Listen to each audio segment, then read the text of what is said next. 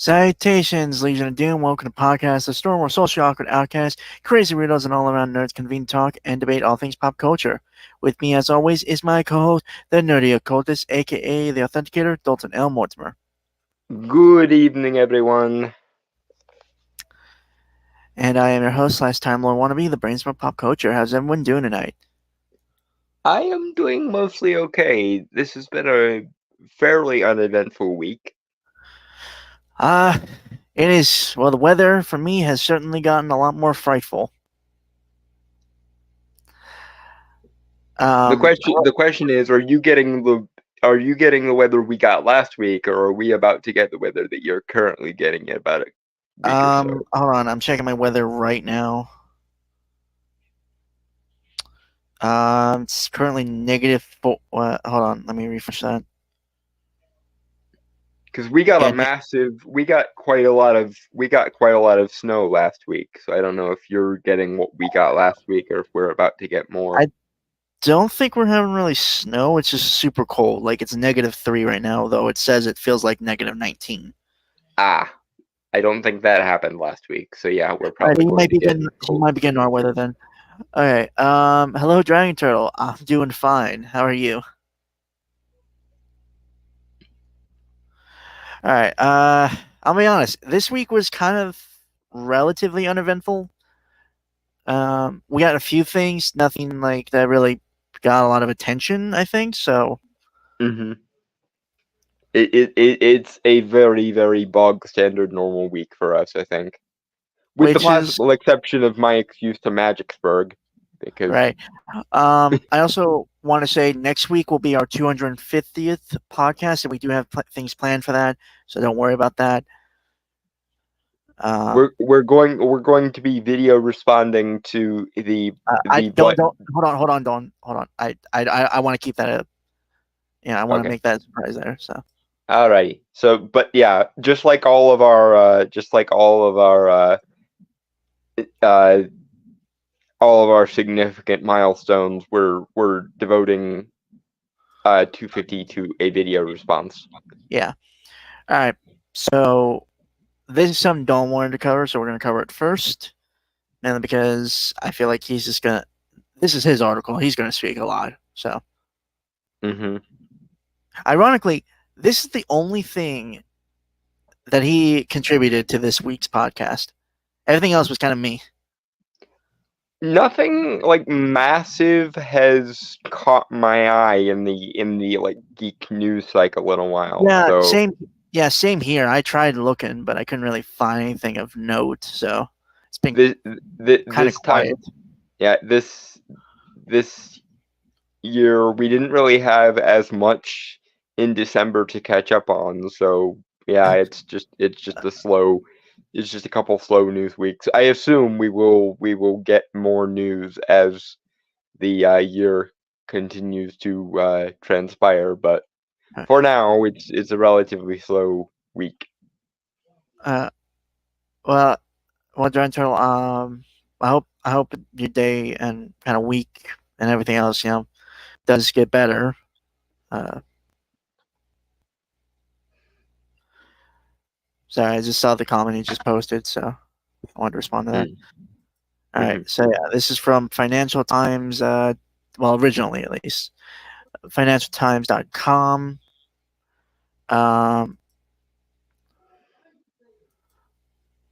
Magus, How Magic Made the Renaissance, written by Kate Maltby, published not entirely sure when. It probably was a few weeks ago at most, because the book that she's reviewing, quote unquote, came out on December 6th. Yeah. So yeah, this was Anthony Grafton's scholarly account of the learned magicians who claim to raise the dead has fascinating parallels to self-help gurus and influencers. And you see, it was that subtitle that made us responding to this virtually inevitable. Because you see, I own the book in question, for I got it for Christmas, among many other books that I got for Christmas. And Hey, don't. You might actually have to pull that back up because I literally forgot I had a full screen. Yeah. Okay. Mm-hmm. Anyway, so I got the book in question for Christmas. I have been picking my way through it since Christmas. It is a very good book, which is how I know that that subtitle there is one of the singular most brain-rotted things I think I've ever heard. To read a book on the golden age of sort of academic Renaissance magic and come away with it thinking of modern day self-help gurus and or influencers is possibly the most like sheltered and hipstery thing I think I've ever heard.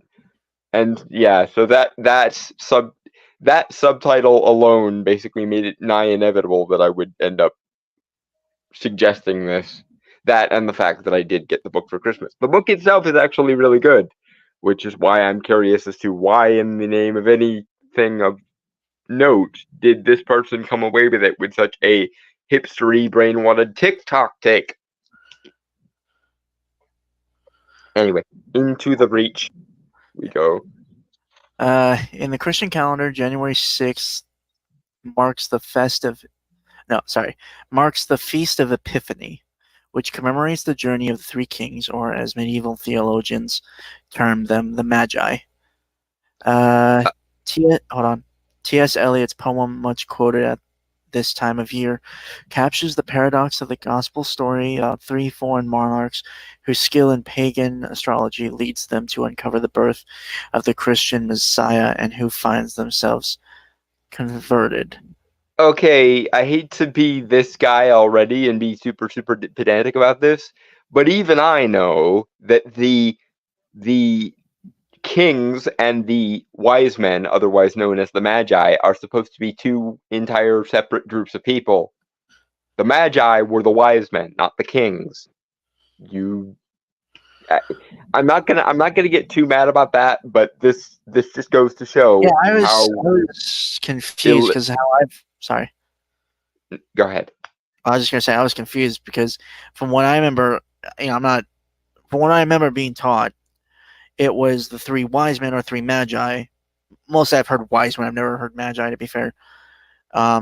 Never heard anything about them being kings. So that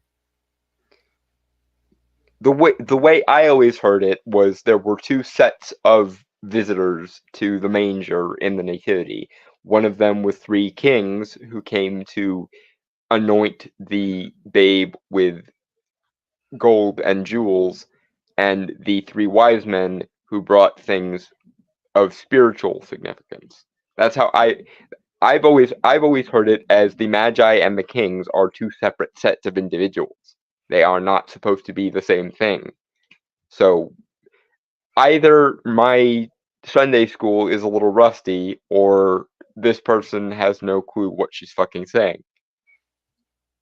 Not that the Feast of Epiphany has anything to do with the topic of this particular article, which raises the question as to why she even brought it up in the first fucking place. But someone please correct me if I'm wrong, but I always understood it that the Magi, aka the wise men, and the kings were two separate sets of people.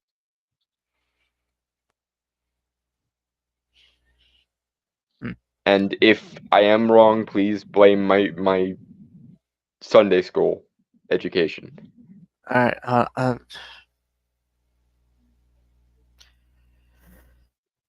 Sorry, I thought I was gonna sneeze. Jesus. All right. Giant Turtle. It's entirely possible they'd look at Universe in a nutshell and other entry-level science books directed at the public the same way, since doing anything without an official position in an institution seems anathema to some people.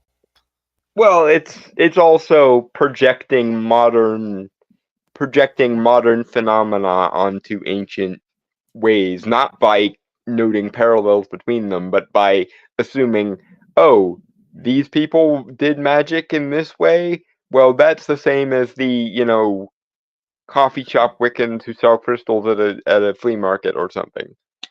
Even though no, they're not even remotely the same. And I find it incredibly modernist brain rot that this person read a book on the Renaissance golden age of academic magic and came away thinking of, you know, tarot readers and crystal healers on TikTok somehow.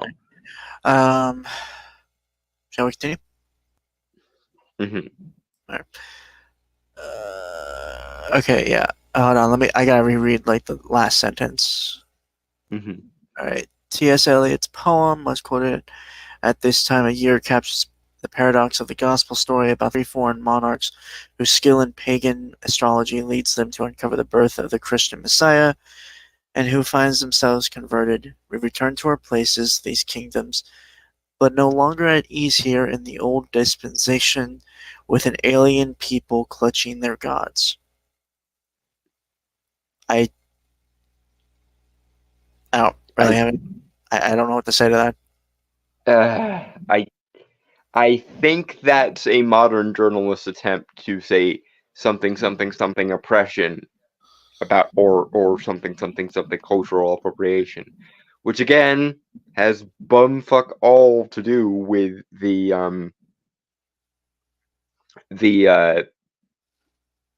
topic of this article. Which again I raised the question as to why she brought up the Feast of Epiphany in the first freaking place, considering that, like, other than the topical fact that in the medieval, world, you were expected to be part of the Abrahamic religions, otherwise heresy.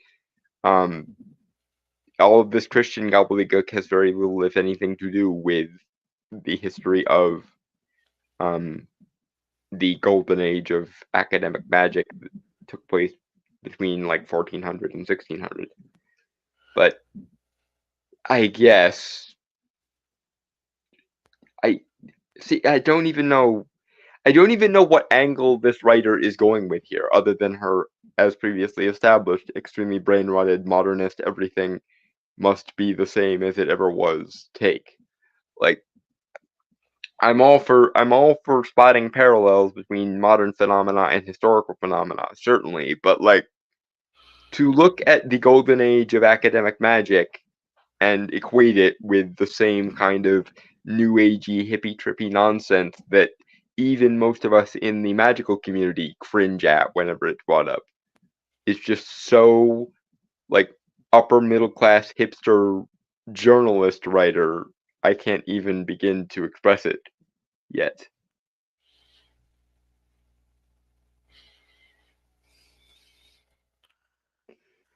Uh, Yeah, this door are good.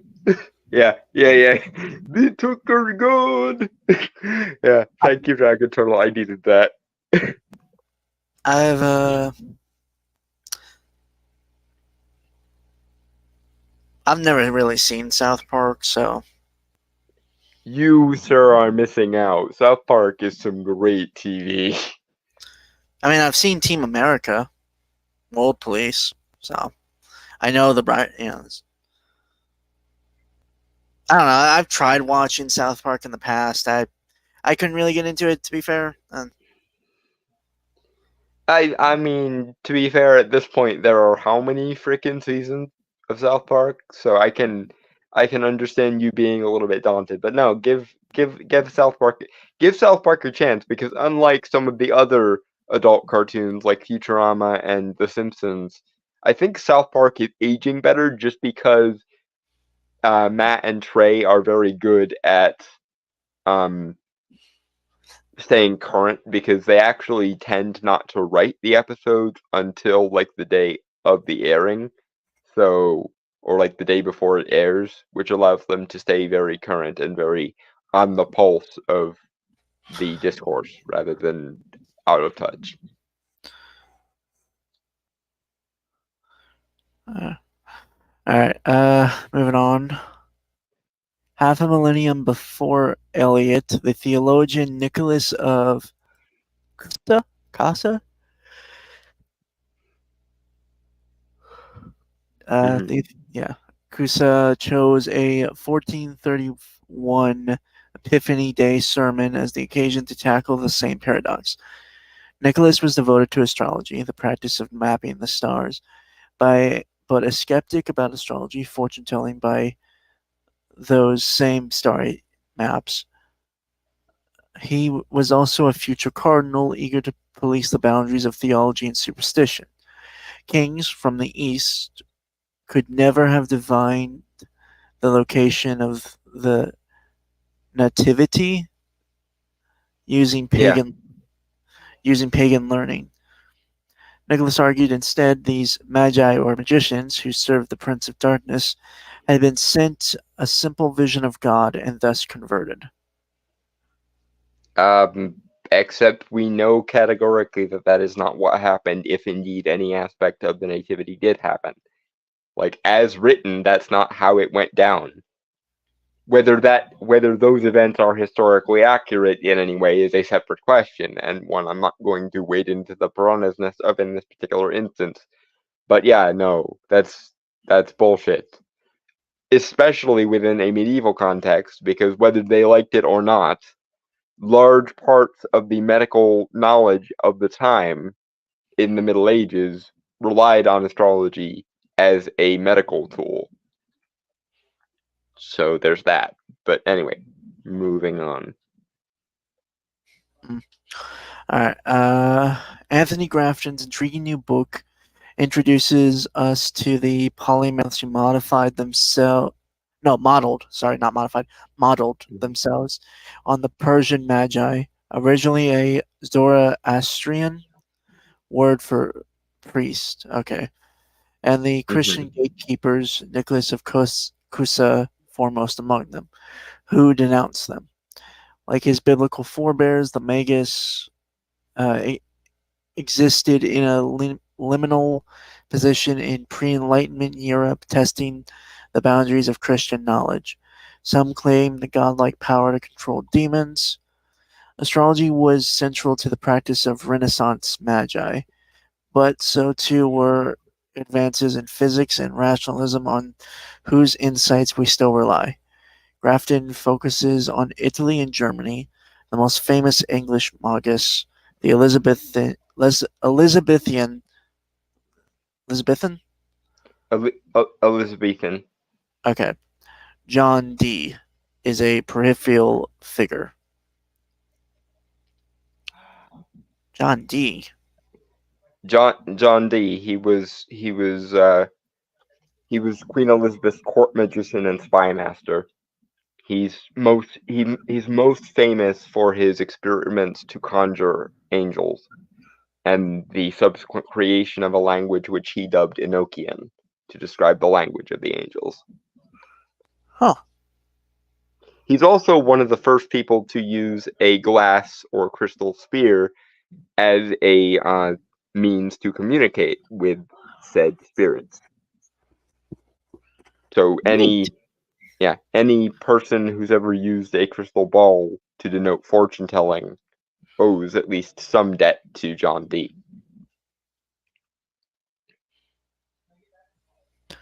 Uh, Anything else, or Uh, the only thing I object to in that paragraph really is the whole trying to minimize magic in its own right by tying it to physics and emergent like science bullshit, which I'm of two minds on. Because yes, the natural sciences did actually grow out of and eventually separate themselves from the occult sciences.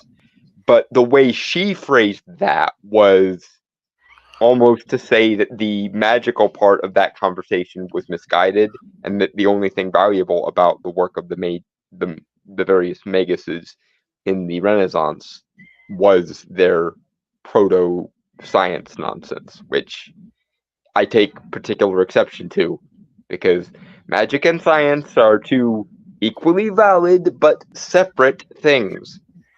If you're going to tell this story, I kind of insist that you tell it in the way that we wouldn't have the natural sciences without the occult sciences first, which is as near as anyone can tell, objectively true. We would not have astronomy without astrology first. We would not have chemistry without alchemy first. And yes, we wouldn't have physics were it not for ceremonial thaumaturgy and theurgy. It's heretical to say that in the modern day because everyone prefers to go the opposite direction and go full Arthur C. Clarke. But it's still true. You cannot have astronomy without astrology first. You cannot have chemistry without alchemy first, and you cannot have physics without magic first. And anyone who disagrees with me on that is just going to have to cope and see then spin on it because it's true. Moving on.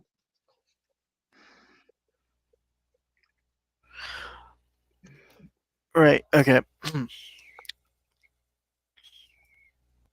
In telling their stories, Grafton is mining a rich seam of a long scholarly collaboration with the late Lisa Jardine in the early 1990s. The pair showed us that the seemingly modern phenomenon of the public intellectual, in fact, emerged in the Renaissance.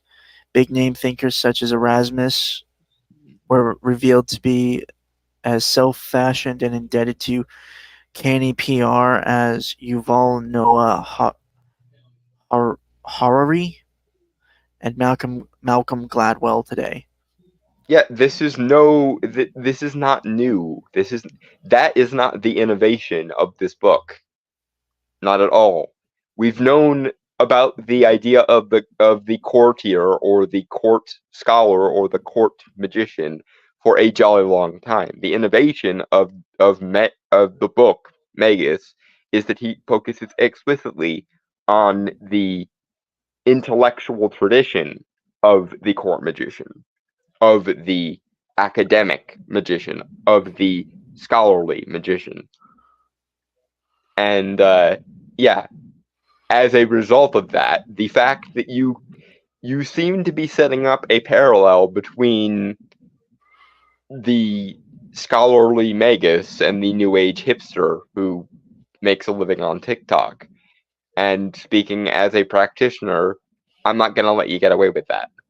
The academic tradition of magical scholarship was very, very difficult, very, very intellectual, very, very harsh, and very, very to be taken seriously. The modern day new age woo woo with her crystals and her dime store herbs is in no way in the same tradition of those scholars just because she happens to have a freaking TikTok. And I am insulted by any implication otherwise. Moving on. By contrast, Grafton's subjects for this book feel more like New Age gurus promoting purges or passing on bodybuilding tips. One magus reportedly taught his followers how to prove their manliness through ordeals by fire, like 16th century Jordan Peterson. No, like a At least she didn't say Andrew Tate, but my fucking god. The reason why the Magus in question wanted his followers to quote unquote improve their manliness was because it was thought that male magic was derived from male nature. And so by crystallizing your male nature, your masculinity, you could have a stronger connection to the male vital force that made male magic possible. In the same way as the medieval understanding of the village witch or the village wise woman very much revolved around the idea of a kind of sacred femininity. So yeah,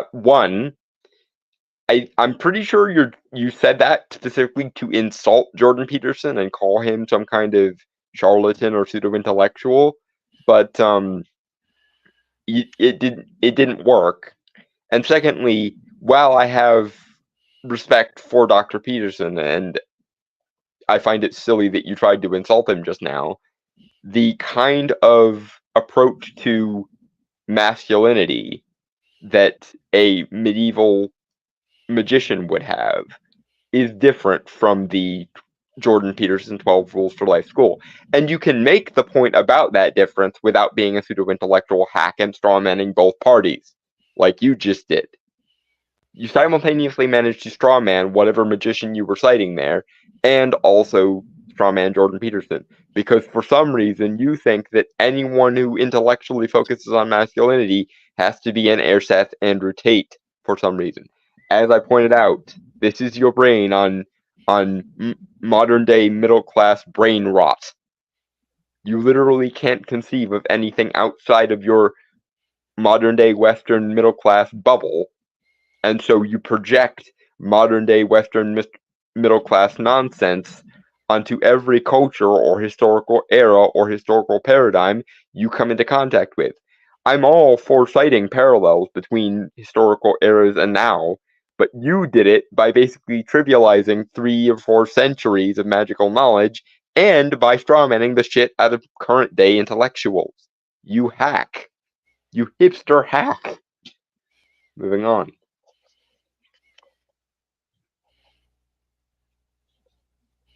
Right. Okay. But they followed a similar playbook to later intellectuals. In 1533, the Cologne-born Heinrich Cornelius Agrippa, soldier, lawyer, philosopher, and occultist, introduced himself to the public with a flattering portrait engraving at the front of his book, De Occulta Philosophia, an occult philosophy, a forerunner to today's author photo. Agrippa's mentor, the German cryptographer Johannes Trithemius, I think that's how you say it. Trithemius. Trithemius. And Thank you. it's Johannes Trithemius. I said Johannes. German. Yeah. Didn't I say it? I thought I said Johannes. No, you said Johannes, I believe. But, Shit. Okay. Sorry, my bad. Yeah. Published letters of counsel to late 15th century kings and bishops, just as the great humanist did. Because both of these individuals were courtly intellectuals seeking some kind of patronage and or public acclaim. That doesn't mean that they're the 15th century equivalent of modern TikTokers. And you want to know how I know? It's because we still have some occult practitioners who do have public profiles, which you would know if you knew anything about, for example, the Glitch Bottle podcast or the Rune Soup podcast. There are magicians who go on book tours, make public appearances, hold seminars and classes, and even, show up on podcasts. But they are far more respectable and far more erudite and intellectual, almost all of them, than the new age, witch talkers that you think you are making a parallel to. And so not only are you insulting many, many, many centuries ago dead people, but you're insulting a lot of modern practitioners as well. People like Jake Stratton Kent, people like Jason Miller, people like Aaron Leach. Like, there are so many people who still devote some kind of scholarly effort to magic, much to their credit. But even though we still have modern day equivalent of the old school courtiers, or at least something more closely approximating old school courtiers, you still would rather associate the entire tradition of the court magician with basic white bitches on TikTok for some reason. Moving on. All right. As Grafton shows in his dense scholarly survey, the figure of the magus haunts the birth of science in early modern Europe. Learned able to cross-reference natural histories or star charts from his vast library, equally fascinated by new developments in mechanics that inspired him to build automata, hydraulic systems, and weapons of mass destruction, he was a disreputable godfather of the scientific method. Oh, for fuck's sake. While there is certainly overlap in the medieval mind between the occult sciences and the natural sciences, most scholars of the time did acknowledge the difference between same. Hence, while certainly any learned individual could probably be found in both the castes of occult scientist and natural scientist, that doesn't mean that all occultism ever was, or all that magic ever was some pre-modern precursor to the sciences. The occult sciences and the natural sciences were considered co-equal in their importance. And so anyone who was a Renaissance man, a Renaissance scholar, would have dabbled in at least a little bit of both. But that doesn't mean that all they were doing when they were being occultists was frittering away their time until they could become better natural sciences. You fucking science aggrandizing moron is the best way I can put it. You are framing this as though all occultism or the tradition of the court magician was ever good for was opening the floodgates for the natural sciences. And no, that's not true, and has never been true, and you can fuck right off with that shit. The natural sciences are good in their way. The occult sciences are good in their way. They are different subject matters that are sometimes related because they occupy the same freaking universe. You moron. Moving on. Alright, okay. He might be an unsuccessful student or expelled clergyman who sought powers and status denied to him in life by peddling his book learning in new, more gullible markets. He was both scientist and magician. His focus was the occult properties of stones, plants, animals, and fish. Any properties, whether fantastical or proven, which Grafton terms not perceptible at first sight. Grafton adroitly. I don't know off the top of my head. Hold on, I'm gonna look this up real quick. It's gonna bother me if I don't.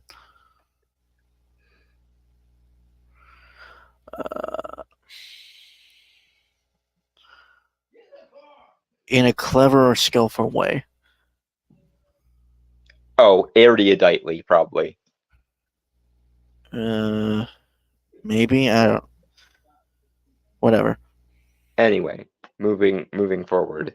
Yeah. Okay. I mean, as Grafton eruditely notes, this use of alchemy played a crucial role in the rise of something larger than magic, a vision of humans as able to act upon and shape the natural world. Very much fuck you, my dear. That's not larger than magic. That is something unique to magic that it offered to the Renaissance mind. Very much fuck you for trivializing our entire field. Moving on. Okay, give me 1 second. With his dabblings in divination, his money-making hoaxes, and his threats of dark magic, the Magus generated deep anxieties for churchmen like Nicholas of Cusa, George of Helmstad, who may have been the historical Faust of the legend, traveled to German towns in the early 16th century offering to raise the dead and read people's palms. When he reportedly summoned the ghost of Trojan heroes during a university lecture years later, an episode reflected in Marlowe's play Dr. Faustus, he probably used a magic lantern trick. Okay, here's the thing. Johannes Faust, the historical Faustus, was probably a charlatan. But here's the other thing. This was known by his contemporaries in the magical community. In fact, one of the most damning summarizations of why the historical Faust was probably a charlatan was published by Johannes Trithemius, because he knew what real magic looked like, and nothing that the historical Faust did rose above anything other than what we would now call a stage illusionist. But just because the historical Faust was a charlatan, and by the way, he was known to be one by his magical contemporaries, doesn't mean that all of the maguses throughout the courts of Europe and yada yada yada were all misguided charlatans. You prick. Stop with this scientific chauvinist bullshit. The natural sciences are perfectly fine, perfectly good, perfectly adequate things. But the occult sciences, too, deserve, at least in the context of history, historical respect. Like, you don't have to believe that magic actually works to understand how important it was as a paradigm, as a framework, as a field of study to the Renaissance mind. As it happens, though, there are still many, many people who are practicing occultists and have been for some time. So it would behoove you to stop. For one thing, I think you're also strawmanning Anthony Grafton because, again, I have his book right here. I have been reading through it since I got it for Christmas. And he does a very excellent job of not being a condescending pro-scientist titwank every 5 fucking minutes. And he perfectly is capable of acknowledging that while the historical Faust was probably a charlatan, not only was his charlatanism known to other magical practitioners, but he contrasts other magical practitioners with Faust on many occasions. So not only are you doing a disservice to yourself, your readership, and intellectual honesty here, my dear, you're also strawmanning the author of the book that you're supposedly reviewing, which is a shitty way of recommending a book, methinks. If you have to lie about what's in the book you're supposedly doing a puff piece for, then maybe you should pick a different book and or stop being a intellectually dishonest titwank. Moving on. Alright, he was invariably a he emerging from the old mirror world of the university and the cloister. Despite Grafton's earlier attempt to cite a single female example suggests that the gender of the magus was not fixed, the author acknowledges the Magi's claims to learned and scientific status distinguished their masculine pursuits from the peasant cunning associated with female magic, for which so many women would die in witch hunts a couple of centuries later. And men too, because by that point the church had well and truly lost their shit with regards to losing their intellectual and spiritual authority to people who claimed other knowledge than what the church had. But that's neither here nor there. You just got through explaining, underneath the pseudo-feminist gobbledygook, that there was a distinction made between male magic and female magic. It did not mean that women's knowledge or women's ways of doing magic was oppressed or some shit. It's simply the fact that the female form of magic took the form of the village cunning woman, and the male version of magic usually took the form of the academic or scholarly version. Doesn't mean that these were less regarded in either case. Just like you did occasionally also have male cunning man or cunning men doing similar things to what the village cunning women did. I.e., there were, men who did a more feminine version of magic, or in this case, probably a more low-class version of magic is a better way of phrasing it. But all you did there was cite the fact that there were two separate ways of viewing magic, a masculine way and a feminine way, and then you intuited something historical oppression. Even though that is had nowhere in the historical record. There are many cases where the village wise woman of a particular village was thought to be more well-versed in her magic than was the court magician, and vice versa. because these were two different forms of magic, two different magical paradigms. And yet you seem to want to say the fact that women weren't in the male scholarly version of magic means that women were oppressed. No, it's because women had their own magics to be dealing with, and their magic was typically cottage magic or folk magic, i.e., that of the village wise woman rather than that of the scholar. If anything, if you really want to go this this oppression Olympics route, I would argue that the fact that all a woman had to do to learn magic was study folk wisdom and or learn cottage magic meant that her magic was lower effort than male magic, which required basically a fucking degree.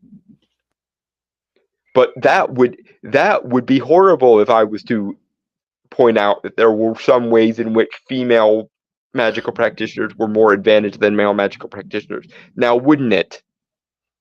That would make me a misogynist somehow. And yet you don't see anything misandrist in the assumption that the only reason why women weren't in the male-dominated sphere of magic was because they were oppressed harder. No. It's because women had their own fucking thing, and they didn't bother or didn't want to, in most cases, deal with the academic gobbledygook that entailed male magic. And as you just pointed out, there are examples of women doing the academic and scholarly thing. It just didn't happen as often because women generally stuck to their folk magic and their cottage herbal wisdom, and men generally stuck to the higher formed ceremonial and mathematical magic that they learned at school. It's not an oppression dynamic, you tit. It's just men do one kind of magic, women do another kind of magic. Diphthong. Moving on. Alright, Grafton's a counterexample. Anastasia La Frappona was investigated in Modena in 1519 for using wax and incense to cast a love spell on her desired man, an incident that surely does not pass as a thaumaturgical Bechdel test. Oh, for the love of God. Cunning men and learned magi were also under the church's scrutiny at any given point. That was part of the reason why the learned magi tried to earn courtly favor, because if you had a royal or a royal's court protecting you or giving you legitimacy, the church was less likely to break down your door. And if you really want to play this women are victims of witch trials nonsense, I will point out to you once again that when all of the witch trials throughout all of the burning times are taken into account, the ratio of men to women or rather of women to men in witch trials was a very simple 60-40 split. And when you throw in other forms of heresy, even other sorceress versions of heresy like werewolfism and vampirism, the numbers actually get inverted again and men become the predominant victims again. It's that witchcraft was generally a more feminine crime of sorcery than other crimes of sorcery that the church prosecuted.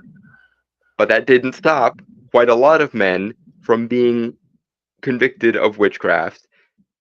And once again, if you throw witchcraft in along with all the other sorcery accusations, the gender distinction completely vanishes anyway. Moving on. Alright. Magi also absorbed Islamic and Jewish traditions, although this could be double-edged. The Italian Pico della Mirandola, 1463 and 94. He actually didn't live that long. Huh. Yeah, life expectancy is a son of a bitch. Well, actually, no, that's roughly a little over 30 years, so actually that's not bad, but... Mm-hmm. Oh, no, 29, because 63 and 94, so... Yeah, Mhm. 29 years. Hebrew scriptures. Oh, sorry. Dedicated himself to the Kabbalah. That's how I Yeah, said. Kabbalah. Which taught that letters in Hebrew scripture had divine power, but he insisted that contemporary Jews had access only to a debased version of this once elevated art. His nephew, Giovanni Francesco, would use Della Mirandola's work to justify the 1471 slaughter of Jewish community members in Trent, after an obscene blood libel in which they were accused of murdering a Christian boy and using his blood to gain the necromantic help of demons.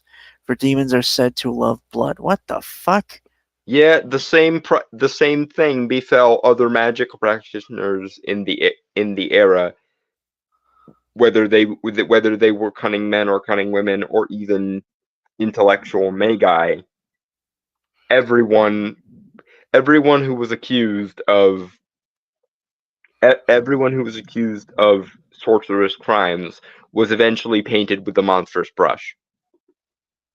It's not something specific to Jews, it's not something specific to women, it's something specific to we need an excuse to demonize this group of people so we can persecute them with the freedom of our own conscience.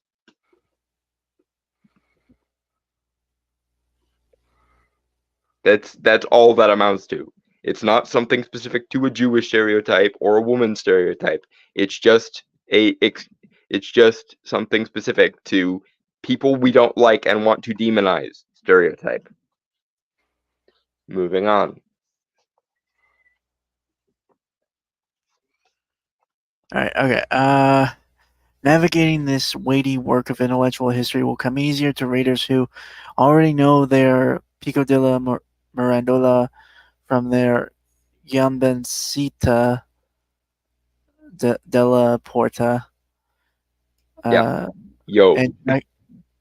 and tracking Gafton's own thought through lines in a book about the porous nature of academic boundaries, the slippery line between doctor and quack, between astronomer and astrologer, can be tough. But Grafton keeps his focus on the human questions that preoccupied the Renaissance magus and would eventually produce the Enlightenment. Oh, How, God, you. um, how can a rational inquiry reveal the world we cannot see?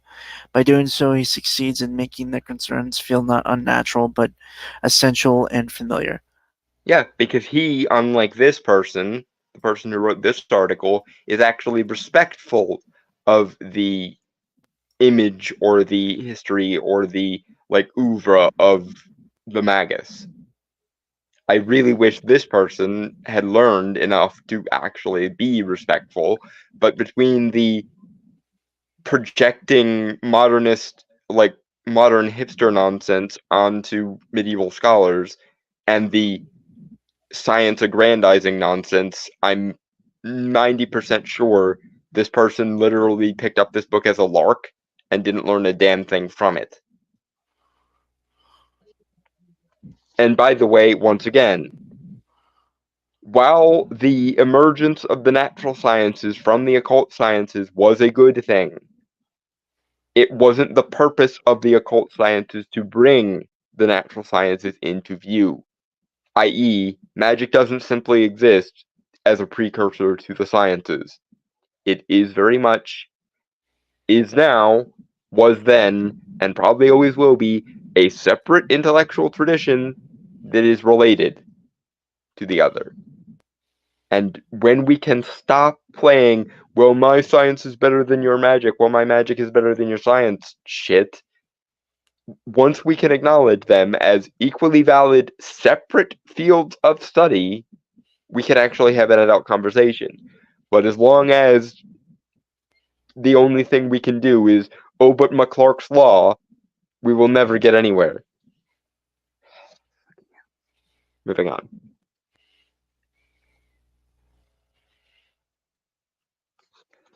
Right. Okay. All right. So moving on to the next thing, which full honesty, and I told Dalton this as well. This was kind of a last minute thing because I just recently found this like last night. Mm. So James Gunn says Guillermo del Toro showed no interest in directing Swamp Thing. That's sad. I find it somewhat unlikely because Guillermo has been begging Marvel or DC to let him have a thing for a long time. So I find it a little silly that he didn't show any interest in Swamp Thing. But I also blame James a little bit because James, it don't care how much or how little interest Guillermo has in something. Your job as the grand poobah of DC now is do whatever you need to do to convince him to do it. Because a Del Toro Swamp Thing would be amazing. Well, we could And have gotten yeah, and you need the clout, James, because whether you like to admit it or not, you do actually have to undo the damage to the DC brand that the Snyder shenanigans did. And the more you try to ignore that and act as though everything is normal, the more you're just going to fall for the same bullshit as the Snyderverse did. Right. Well, I can understand Guillermo del Toro's apprehensiveness to direct something because he had, just like Dark Thing was in the works, but he got kind of shafted for that. Like it was canceled. Or, Yeah. so I can Which, understand by the way, dear Hollywood, stop shafting Guillermo del Toro. If Guillermo del Toro wants to make a movie with an IP, you let him make that movie with that IP. Anyway, shall we? Mm-hmm. All right. Guillermo del Toro has talked about his love for Swamp Thing over the years, and at one point he was even developing a Justice League Dark movie for DC, which would have featured Swamp Thing. I wondered why. Right, sorry, I totally forgot. This is written by Joey Parr of Geek Tyrant. Way back when we really started out, we covered these guys a lot of, but you know, relatively recently they hadn't really covered anything until just Mm-hmm. now. So, Mm-hmm. um, so let me start over. Guillermo del Toro has talked about his love for Swamp Thing over the years, and at one point he was even developing a Justice League Dark movie for DC, which would have featured Swamp Thing. I wondered why Del Toro wasn't in the mix to direct the Swamp Thing movie that James Mangold is now attached to, and according to James Gunn, Del Toro never expressed any interest. James, you are in the Kevin Feige chair now. It is not his job to come to you and say, I want to do this. It's your job to go to Guillermo and say, hey, Guillermo, how much do we have to pay you to do this for us? That's exactly what, like, for all of Kevin Feige's faults, that's always been one of Kevin Feige's greatest skills is he finds a person who he wants to do a thing, and then he basically meets with them and says, "Okay, how much am I gonna have to blow you to get this movie made?" It's what he did with Sam Raimi and Doctor Strange 2, and that worked out amazingly. So yeah, no, it's not. I hate to burst this bubble, James, but this is your fault now because it's not his job as the director to come to you and say, I want to do this. It's your job as the producer and the head honcho at DC to get on your knees and beg Guillermo del Toro to do this for DC. That is your job. Like, if you want a director to work on a thing, you don't just sit idly by and wait for directors to come to you. You get off your ass and you basically campaign for a particular director or a particular creative team to take on an IP. That's your job as head honcho at DC, just like it's Kevin Feige's job to beg and plead and cry so that Sam Raimi comes back to do Doctor Strange 3, Right. which he should do, or I will be very, very upset. Right. Okay. Moving on. Yeah. When asked by a fan on social media why he chose Mangold over Del Toro, Gunn said, well, for starters, James actually expressed his interest to me. Guillermo, who I know and love, did not. Again, James, I hate to backseat produce here, but it's because it's not their job to express that. Like, it's not their job to express their interest to you. It's your job to get on the fucking campaign trail for these IP. It's your job to say, Guillermo, will you please do Swamp Thing for us? It's your job to say, hey, Guy Ritchie, please do a Constantine movie in the style of Trainspotting. Todd Phillips, how much do I have to pay you to do an entire Joker trilogy? And so on. You are the person in charge. You are the person whose job it is to basically be the campaign manager for the entire DC company. So no, it's not their job to go out of their way to express interest to you. It is your job to get on the fucking campaign trail and beg and plead if you have to. Back up the necessary dump truck of money to Del Toro's door and say, here is, X million dollars, no strings attached. Do with Swamp Thing whatever you would like to do with Swamp Thing. And hey, would you mind using Alan Moore's run of Swamp Thing as the main inspiration? That's your job. You are the spokesperson for DC at large, James. Which leads me to my next criticism. Will you please, James, learn how to read a room? Because your main job as the producer of DC at large is to be the hype man for DC, and yet you completely and utterly shit the bed every time you have to make a public statement.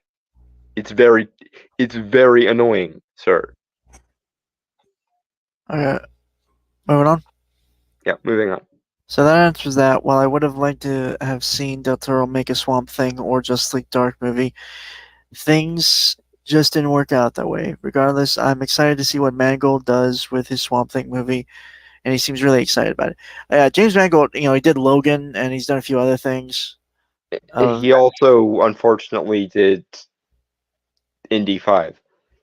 But again, this is going to be one of those I yell a lot type articles, I think. James, if you want to see Guillermo del Toro's Swamp Thing movie and Guillermo hasn't reached out to you, it's this thing where you go and you ask him, James, for the love of God. That's your job. That's your main, that is literally your main job. Your main job is to oversee getting of the correct creative team together and overseeing the correct casting, because 90% of movie making is getting the right creative team together and doing the right casting. Once those two things are done, the rest is cake. But if you aren't willing to do your fucking job and ask for what you want, because you yourself just admitted that you wanted it, then you are completely useless as a producer, sir. It's your job to beg. It's your job to plead. It's your job to back up the necessary dump trucks full of money if you have to. You are the spokesperson for DC. People aren't supposed to just line up and wait to get sucked off by you, James. You have to go and get the people you want to get, which means that if you want Del Toro rather than Mangold, you should have asked him. Moron. Moving on. Del Toro previously offered up some information on his unmade Justice League Dark project, saying, I took a little bit of the opening of the Alan Moore Constantine, and I took the dynamics between Abby Arcane and Swamp Thing, and I took the sort of revelatory moments when Dead Man gets into a body, how he would experience the consciousness of that being. And one of my all-time favorites is the demon Etrigan. I love that character. So you try to put them together. Zatanna is really, for me, another character that is really effortlessly powerful and interesting. Trying to mix that with Clarion the Witch Boy, I was a DC guy. See, in that one paragraph, I already know that I would pay handsomely to see Guillermo del Toro's version of Justice League Dark or Swamp Thing. James, This is why you need to ask. This is why you need to take the necessary initiative. This is why it is your job to get on the fucking campaign trail for these IPs so that these IPs are handled well. If you can't be arsed to fill the Kevin Feige shaped role, then don't do it. I know you have the creative chops within yourself to be an outsider creative sort of person, but if you can't actually do the management part, then you need to find someone else to do the management part. And if you're gonna take the Kevin Feige managerial position for DC, then you need to fucking act like it, which means you eat, sleep, and breathe DC from this point forward. You should have been eat, sleeping, and breathing it since you got the job, but since I apparently need to tell people how they need to do their fucking jobs, apparently, yeah, no. James, you don't sit and wait for someone to ask you to make a thing. You go out of your way to get the people you want to get. If they say no, then by all means, take other offers. If see this is like 90% of the problem. If you had asked Del Toro and he told you, you guys didn't let me do my Justice League Dark last time, why should I believe you now? Kick rocks. Then you can take second or third choices. But if you already know who should be doing this IP, it is your job to be DC's hype man, which in this case would have entailed, at the very least, going and asking Guillermo, and even if he said no, at least try to butter him up and give him whatever he needed to justify in his own head why he could make this movie. Like, the if he needed an apology for canceling his Justice League Dark in order to make Swamp Thing, it's your job to be the one to deliver that apology, you or Peter Safran. Like, one of the two of you needed to be the managerial person. And I understand why it's not always going to be you, because you are an outsider and a creative, James. But if you want things, and you are in the managerial position of the DC universe, or at least one of the managerial positions of the DC universe, it is your job to ask. It is your job to campaign. It is your job to blow whoever needs to be blown and butter up whoever needs to be buttered up to get it done. And you didn't do it. Moving on. Okay. Mangold previously talked about approaching James Gunn and Peter Safran about the idea of making the movie, saying basically the second I heard DC was going through some leadership convulsion and James was taking over, I saw an opportunity. I saw it as an opportunity to throw my hat down in the most. I mean, I just called them and said, in all the stuff you're doing, if the idea of making me, God damn it, if the idea of me making a gothic horror film origin story of Swamp Thing fits in, tell me. See, okay, I'm already concerned about Swamp Thing now, because you'll notice that when Guillermo was talking about Swamp Thing, he was talking about Swamp Thing. When Mangold started talking about Swamp Thing, he started talking about himself. That worries me. That worries me significantly, because generally the best case scenario is you get people to make a thing who really honestly know and understand about the thing. Again, think of Sam Raimi doing Doctor Strange 2 and why Doctor Strange 2 was so much better than the first one, writing problems notwithstanding.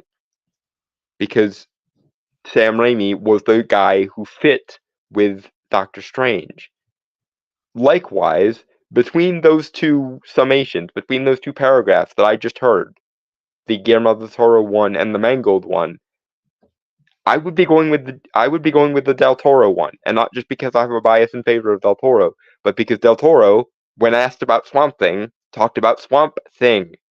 When Mangold was asked about Swamp Thing, he talked only about himself. That's bad. That's a very, very bad sign. Moving on. The filmmaker went on to say he has no agenda of building a cinematic universe for Swamp Thing. He just has a story that he wants to tell. He compares it to a RoboCop. And fuck you, sir. Hold on. It's no different speech than anyone else gets with me. I don't have any agenda for a universe. I'm not building towards someone joining in some future. Have at it, but I'd just be interested in telling. I've always been interested in doing a version of Frankenstein, basically, and yet I feel It's Alive has been done enough. But Swamp Thing always occurred to me as this wonderful version of a Frankenstein story, much in the way one of my favorite pop films of growing up, RoboCop, the original one. This guy who just wakes up and he's been turned into. He finds he's become this machine was also something I was fascinated with Logan, obviously.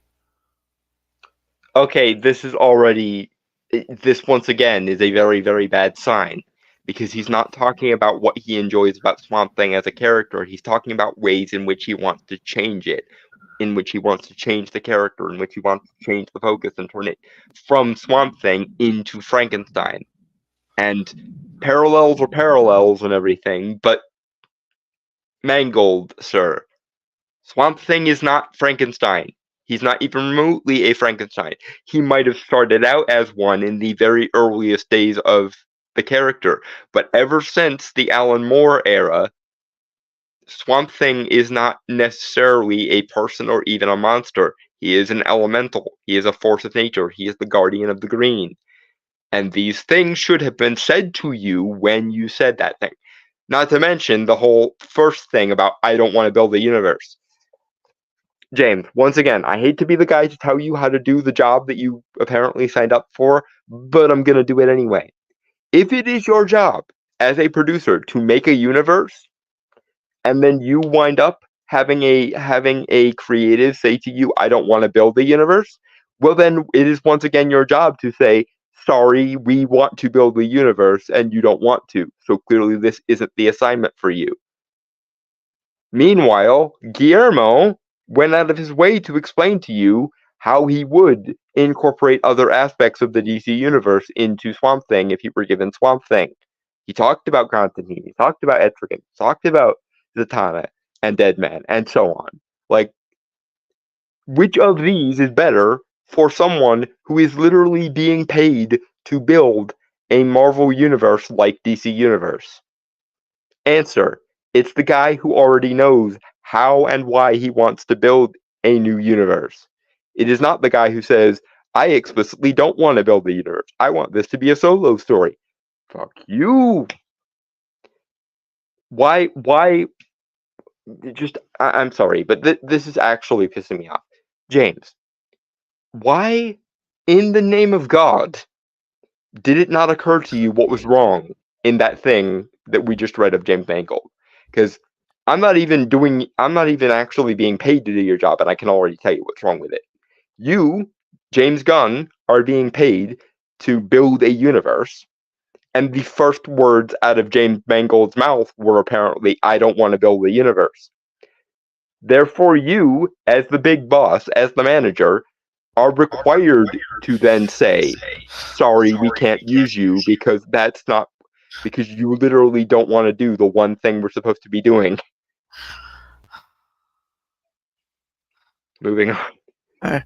Manigold also says that he likes the idea of making Swamp Thing a noir mystery horror film about a guy who wakes up and he's this thing. He added, there's an amnesiac quality of how did I get here and who did this to me. So I'm envisioning a horror noir film following a creature that can't be seen, trying to piece together from fragments of memories what happened and who did it, and none of this runs counter to the Lynn Wein and Bernie Wrightson and all the great work that went on. I'm just framing it up in a new movie context, but that's all they were exploring in these comics, and so beautifully. See, this sounds terrible. It sounds like you are forcing Swamp Thing into a Frankenstein mold when you shouldn't. Whereas Guillermo was fully willing to go with the concept as it originally was. Once again, I hate to be this guy, but if I were in charge of DC right now, and James Mangold gave me that elevator pitch that he just, that we just read out there, it would have been my responsibility as a producer to say, you don't want to build a universe, You don't care about Swamp Thing as an individual character. You only care about him as a stand-in for Frankenstein. Sorry, dear, we can't use you. Next. That would have been the sane, rational, and adult reaction to what James Mangold just said that he said. So either he didn't actually say that behind closed doors, in which case, why are you letting him lie? Especially because it makes you not look good.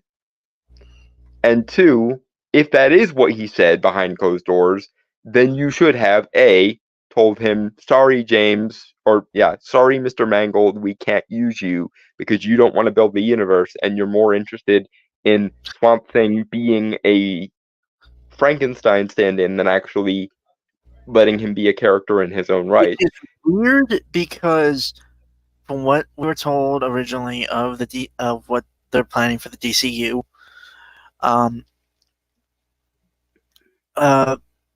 Creature Commandos is the first thing, and that has a Frankenstein's monster on it. Yeah, like why? And the plan is to have that those characters can also go to live action as well. So yeah, I don't know why this.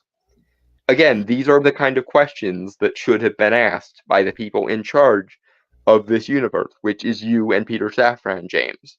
Okay, so actually, sorry. Good. Just because I don't really think we have anything else to say about the article. But just kind of a little fun question here. Okay, if we couldn't do Justice League Dark or Swamp Thing, what property of DC would you give Guillermo del Toro? Okay. Mm-hmm. So no Swamp Thing. No, honestly, if he wants to do Etrigan, I'd let him do Etrigan, for fuck's sake. I mean, he's already done Hellboy. We know he has the stuff. Like, we know he can do demon as protagonist characters, so why not? I was going to say Etrigan, but my problem would be is that he's already done Hellboy. Part of me thinks he kind of do Hellboy again, sort of. I don't think so. Because the thing is, I could definitely see Guillermo doubling down on the Arthurian connections with Etrigan and Jason. Mm-hmm. So even though it's still demon protagonist, I think there are definitely things that separate HB from Etrigan. So yeah, no, obviously. I have one that's kind of in a similar vein to that, though I could also think of another person that could work well with it. I don't know. Shining Knight. Honestly, you could have him be a side character in the Etrigan movie. Yeah. It's either him or I believe it's Tyler Mallory to make a Shining Knight movie, because he did the Green Knight. Honestly, and it's gonna hurt me here, but I don't think Shining Knight would make a good movie protagonist. I think he would be a good TV. I think Shining Knight belongs in an ensemble TV show with other characters. Really? Kind of like what they did with him in the Justice League Unlimited show, and have him kind of be a member of a second string team within a team, kind of thing. I mean, he was part of the Seven Soldiers of Victory. Yeah. So yeah, I would almost have it be like DC's version of Umbrella Academy and have Shining, or another version of Doom Patrol and have Shining Knight be a character in it, rather than give him either have him be a side character in a movie or have him be a main character of a TV show. That's what I would do with Shining Knight. All right.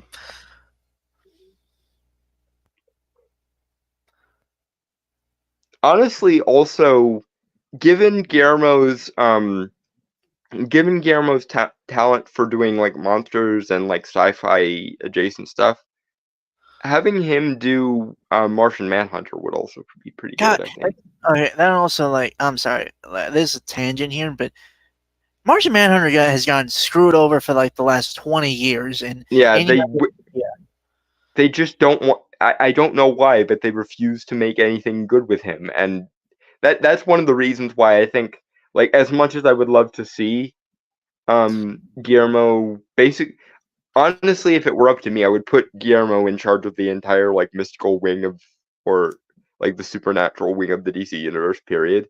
But like as much as it would pain me to not have him doing things explicitly mystical, his take on a Martian Manhunter origin story, especially because I don't know why, but I feel like Guillermo would almost be a smartass and have John's ship be the ship that crashed in the Roswell incident, and so you Right. could have a like Actually, 1940s or 1950s period piece with well, him I like got trying to escape, basically. yeah, origin story wise, which one though? That's the question. As in, would I focus on him being a former cop or not? Well, no, that is just Pro- intrinsic. I assume that was intrinsic. What I mean is like the one where he comes to Earth, because there's the one where he's teleported by that doctor, or where he comes here of his own volition, I believe, or like I said, the way I'm picturing this is a 1940s or 1950s period piece where John's ship was actually the thing that crashed in Roswell, and then the first like third of the movie is him basically escaping from a like Area 51 style government oh, installation. so kind of his story in New Frontier. Yeah, yeah, something like think that plus what Guillermo did with the like river god in Shape of Water. I actually would like to see him adapt that version of Jean's design, like from the New Frontier. Yeah, It's simple, but it's also still alien enough that it works. and I could definitely see Guillermo having fun with the whole shape-shifting thing. Oh And yeah, like I said, we know he can do like government installation and stuff because he did it with Hellboy and then he did it again in Shape of Water. So like, I still need to watch Shape of Water. yes, you do. There are little bits and pieces of social justice nonsense in it because, well, he wanted to win the Oscar, goddammit. But like the actual romance portion of the story is really great on its own terms. Hmm. Um,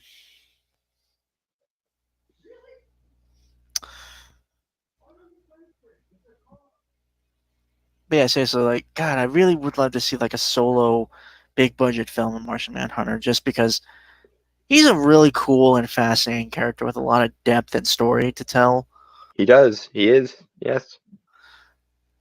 Which And is why like it I always, say, Guillermo would be the guy to do a Martian Manhunter origin story. though.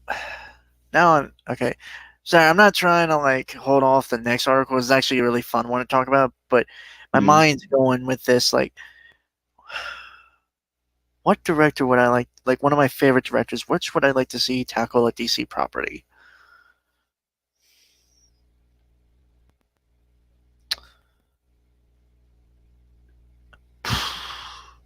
The guy who did the first Captain America and also the Rocketeer. I can't think of his name. I know who you're talking about. Like, give me a second. I'm gonna look it up real quick. Because I was thinking of potential like Doctor Fate movies earlier, and then I realized I left him out, and I was like, no, he definitely should be involved in a hypothetical Doctor Fate period piece movie. Joe Johnston. Thank you.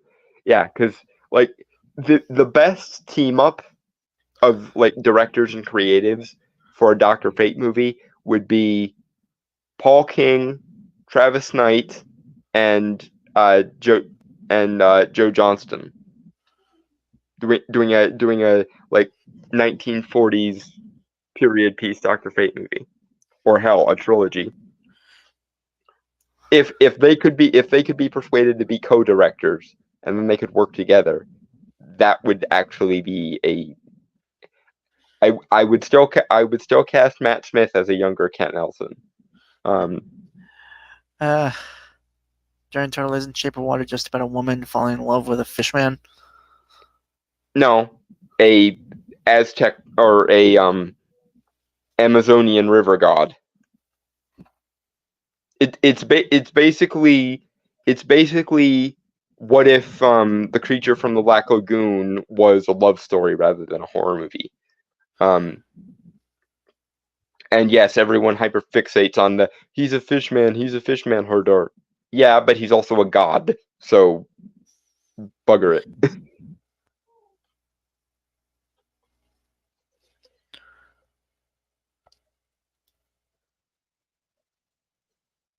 And unfortunately, yes, because he wanted to win the Oscar, Guillermo did throw some social justiceism in there, but like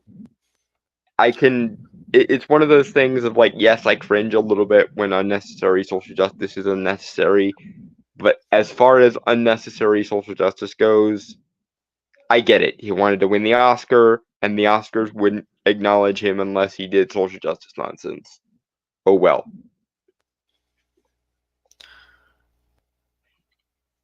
But yeah, the Shape of Water basically is a retelling of The Creature from the Black Lagoon that's a love story instead of a horror movie, and also the fish man in question is a tribal river god from the Amazon, and the woman he falls in love with is actually mute and deaf. So, like, that aspect of it I'm fine with, even though it does tend to get a little social justice-y because she's also Hispanic, but whatever.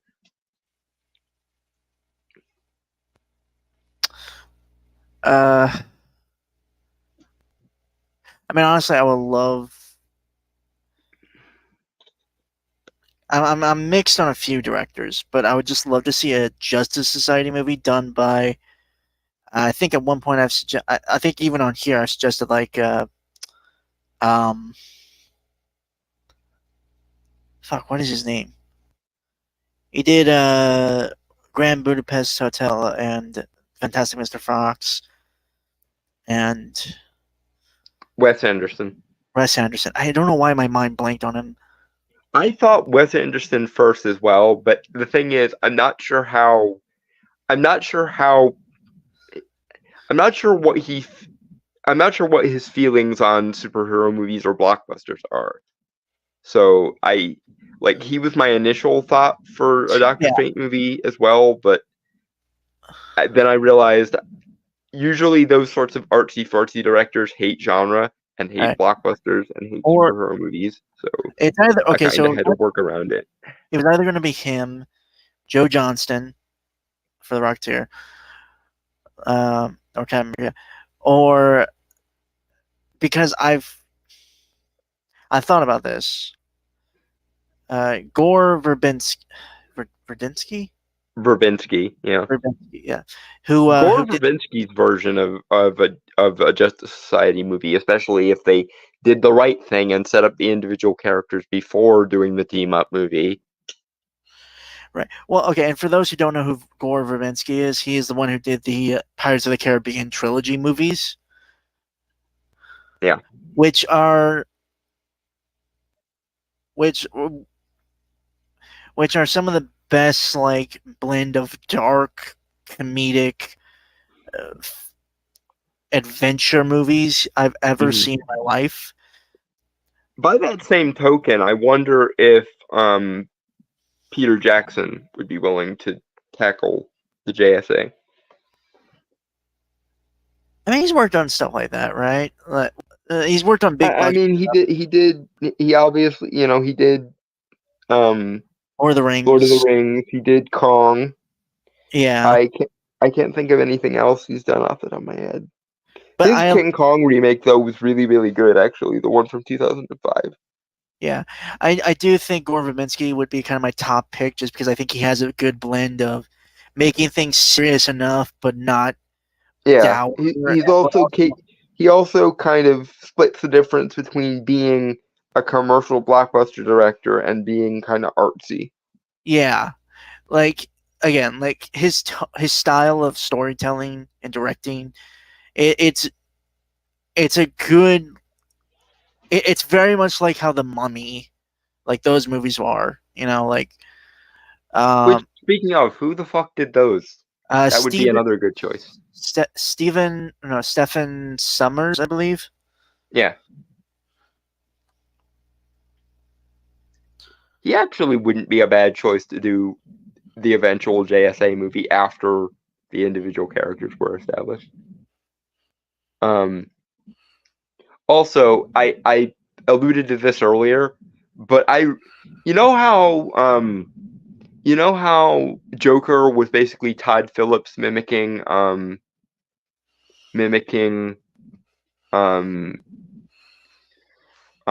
of Comedy and Taxi Driver and stuff like that.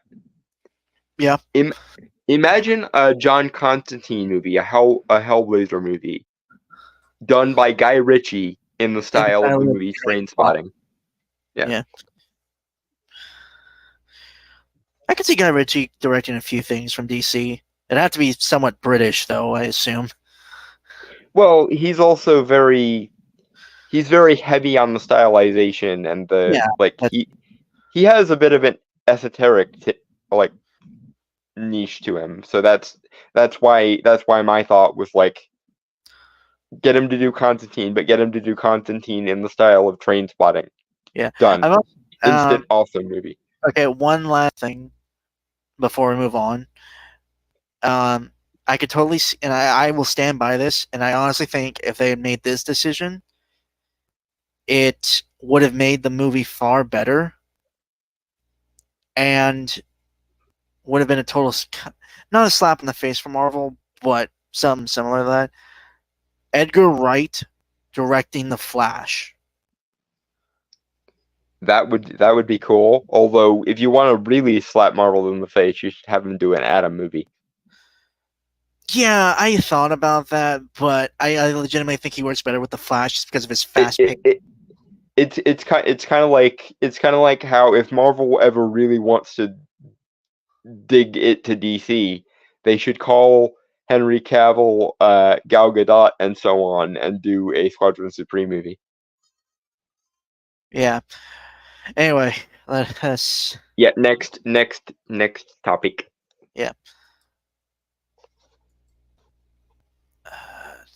What the hell? Come on. Okay. There we go. Yeah, it's from superherohype.com.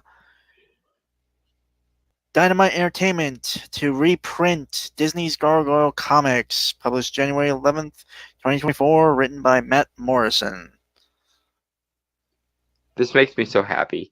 Right. So yeah. For the record, I don't think we need to, but just for any audience members that are kind of younger than all of us. Yeah. Thou shalt watch Gargoyles because it is awesome. But the general premise, how to explain this? I'm trying to find the right words. It was a 1990s cartoon created by, I believe, Greg Weisman, who is working to get this. Well, I will get into that, but it was Disney's answer to like the DC animated universe, particularly Batman the Animated Series. Yeah. And it followed the adventures of a group of gargoyles who, in this instance, are flesh and blood creatures that only turn into stone during the day. Only turn into stone in sunlight, and who thereby become alive at night. But they end up being trapped in stone for 1,000 years by a spell from a magician who, through a series of misunderstandings, thought they were evil. And then they emerge in what was then, modern day. They emerge in the 1990s and decide to become defenders of the city of Manhattan. because this is where I get like, not to be spoilery, but just context, because this happens all within like the first episode, right? Yeah. We Uh, we have discussed nothing that doesn't occur in like the first half an hour of the show or so. the there's this like in modern day, relatively to the 90s, a wealthy billionaire. No, billion. Is it a billionaire? Or, Yeah, billionaire. okay, thank you. Named, David Xanatos, who is basically a cross between Tony Stark and Lex Luthor. but ironically, he is the trope of the likable asshole. Oh yeah. Yeah, he. I mean, he is technically the antagonist. So anyway, bought the old castle that they had because of the superstition and story behind the castle that the gargoyle divided in, and bought all of it and had all of the stones of the castle and the gargoyles themselves moved to the top of a skyscraper because the parameters of the spell that was cast on the gargoyles back in the day was they will remain in stone until the castle they are perched upon rises above the clouds. And so our very literally minded David Xanatos buys the castle, airlifts it to the top of a skyscraper, which is, above cloud level, and then bang, the spell breaks, and they all are free, as you do. Yeah. Again, that's the first episode, by the way, I believe, right? Yeah, and then they make friends with a female cop by the name of Eliza Maza, and also there's romantic tension between her and the lead gargoyle, whose name is Goliath. Yeah.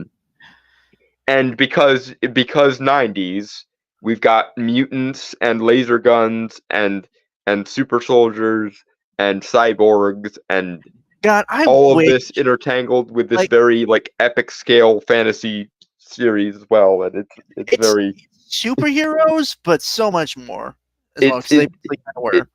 It's very, like I say, it's very like 90s. It's like Rob Liefeld would very much approve of Gargoyles, I think. Honestly, it's like the 90s done right, I think. Yeah. Pick a 90s like comic or superhero trope, and it is somewhere in the ethos of Gargoyles. You've got your super soldiers with laser weapons. You've got your mutants. You've got your genetically spliced augmented humans. You've got your cyborgs. You've got your digital virtual reality actually becoming another dimension. You've got your cloning. Yeah. You've got your time travel. Yes. You've got your mad scientists. So many mad scientists.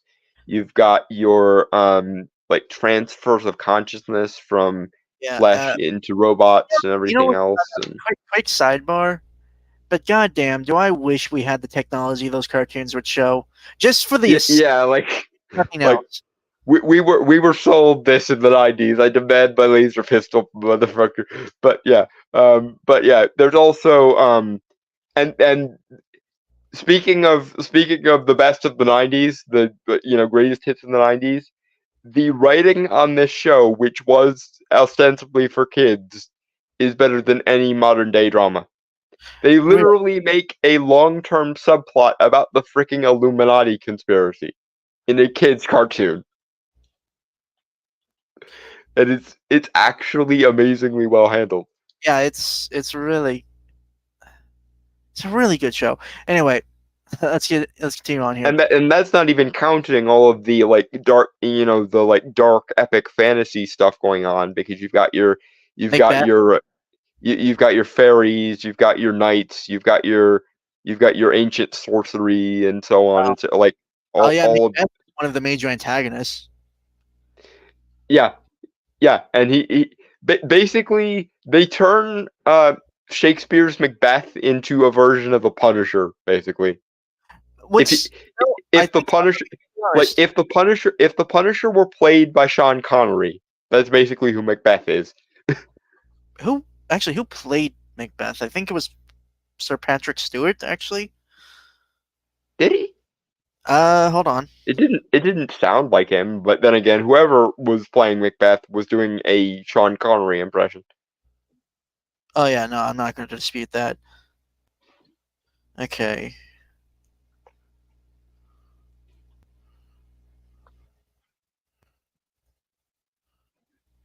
And yes, because I know someone will ask, they Oh do no, a okay. really, really good job with fairies.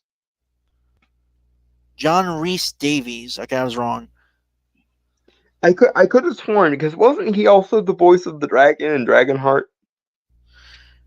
No, that was Sean Connery. Okay. Yeah, Well, John. John Rhys Davies did an amazing Sean Connery impression. And for those who don't know, he's been in a lot of things. He was Rimley in Lord of the Rings trilogy. He was Indiana Jones's father. That was Sean Connery. Oh, he might have been the guy with the fez. Then I might have. Yeah, sorry. Yeah, he was Basil. Yeah.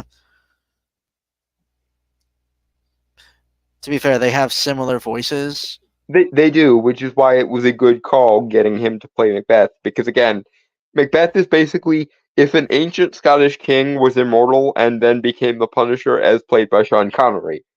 Yeah. Um. Also, anyone who's a fan of Star Trek: The Next Generation, A like lot of all members show. all of the members of the Star Trek: Next Generation cast make recurring appearances as voice actors Yeah.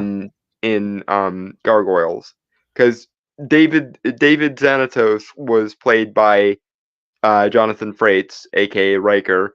Demona, who was Goliath's former love interest, who is a gargoyle who hates humanity, is played by Deanna Troy's actor. Uh, uh, Brett Spiner, aka Data, makes an appearance as Puck, which is the greatest of all things. Right.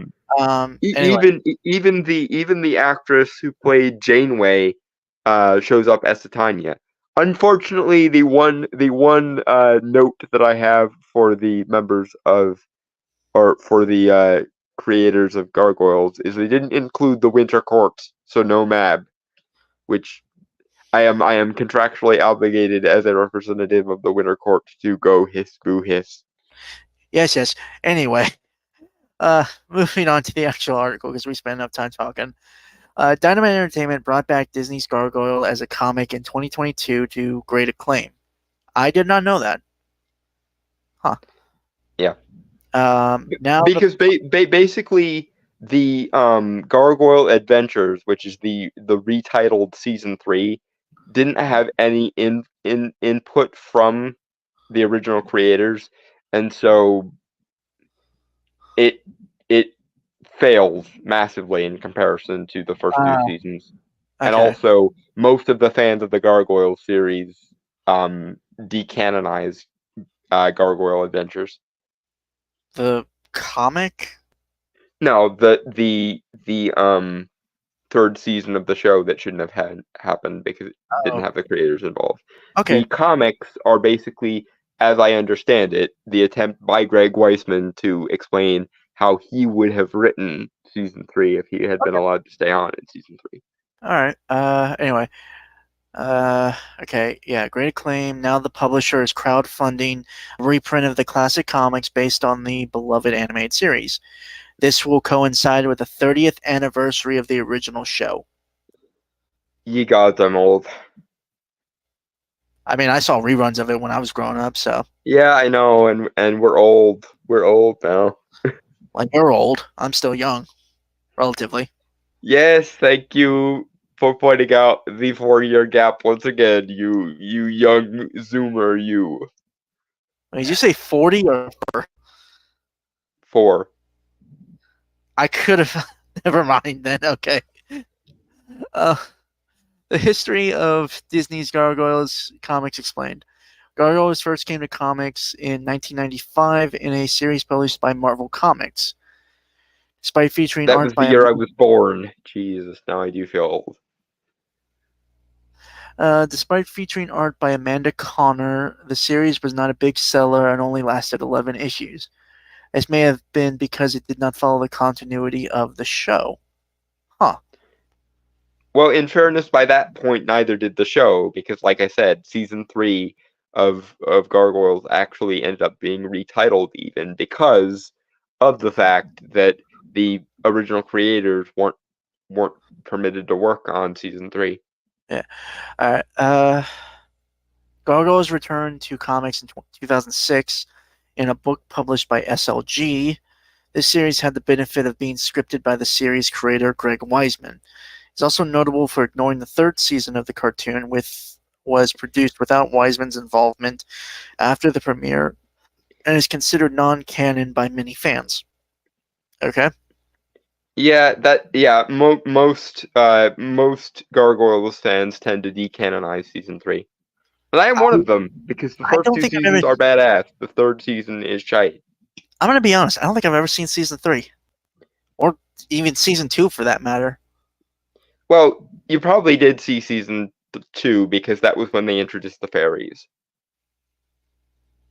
That was It's been so that was long when since I've seen that was when Gargoyles. Puck and Oberon and Titania showed up and shit. So You know what? I might actually have to go back and like rewatch Gargoyles at some point because it's been a long time since I've watched it.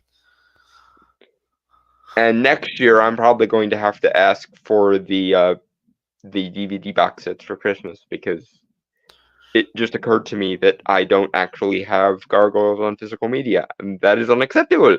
All right.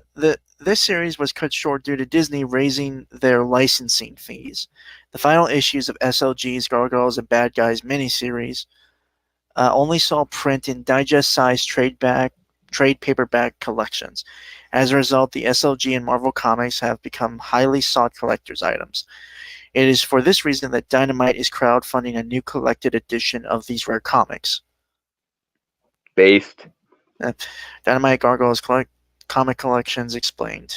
The first TP volume will collect the Marvel Gargoyles comics. The second will collect the 2006 SLG series. The third will collect the Bad Guys spin-off series. All 3 volumes will be printed in standard comic dimensions. Okay. Marking the first time some of these comics are seen as intended. I want an omnibus.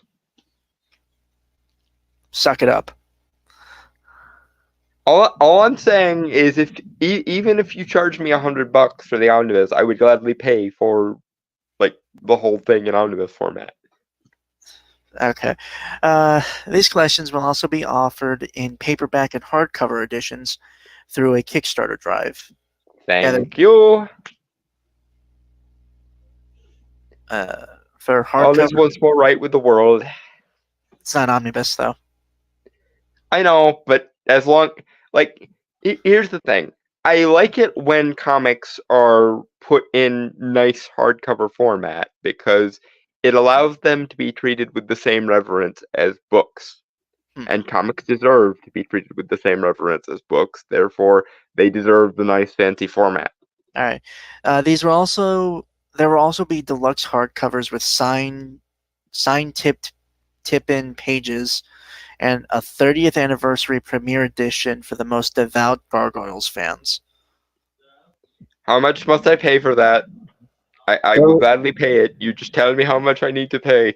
I'll send you the link to the Kickstarter, man, if you want to see it. Because seriously, all right. I like that would have a pride of place on my shelf. All of Dynamite's collections have the endorsement of Weisman. I'm honestly thrilled that these 3 volumes will finally give Gargoyles fans easy access to these great stories, including the canon SLG tales. Weisman proclaimed, "I think the Dynamite Kickstarter is a great way for Gargoyles fans to get the word out and to reserve their copies. This could be a once-in-a-lifetime opportunity, so I hope our fans don't miss out. I need to check how much money I have on hand because I'm getting this. I'll send you the link to the Kickstarter after we're done here. So, seriously, like this is going to obtain pride of place on my shelf somewhere. Like I've never actually contributed to a Kickstarter before. This is worth it. I will gladly support this because this is utterly based.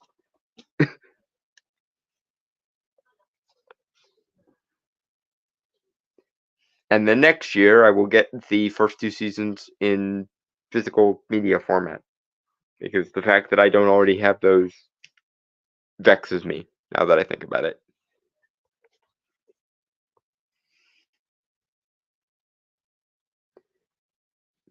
Yeah, because I'm not kidding when I say that Gargoyles is Disney's answer to Batman the Animated Series.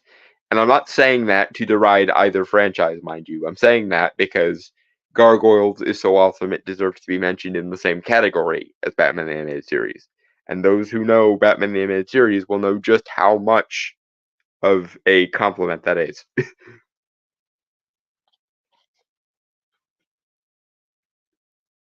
So very based.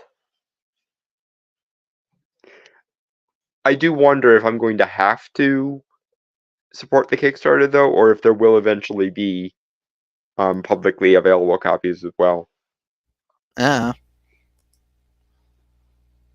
Because, like, I'm not opposed to supporting the Kickstarter. I just don't know how much money I have on hand at present, and I want the freaking fancy premiere omnibus format. Hardcover at least. Alright,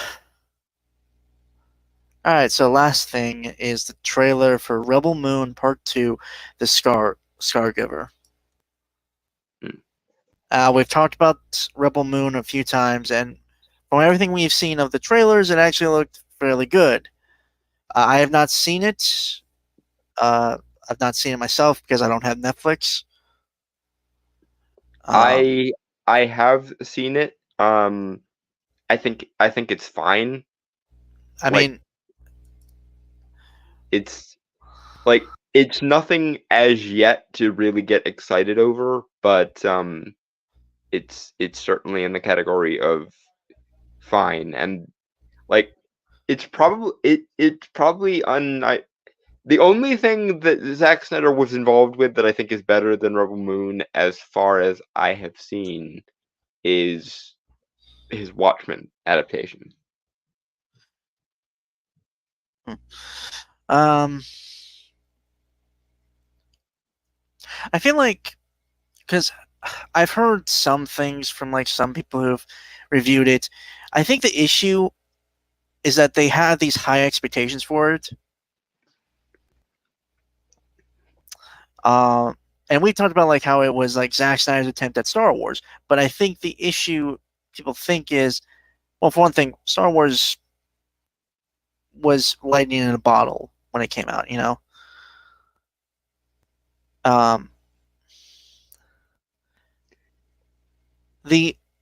Again, it's still a Zack Snyder movie, and so I think you got to temper those expectations. And which, speaking of it being a Zack Snyder movie, a couple days after, or was it a couple days before Christmas? I can't remember. But last time my friend Nick was in town, he lives in Wilkes-Barre now. But last time he was in town, we chatted as we are wont to do. And while we were chatting, he said something to me that sent me on a 3-minute long laughing fit, which is apparently Netflix edited down Rebel Moon, and thus somewhere out there is a Snyder cut of Rebel Moon.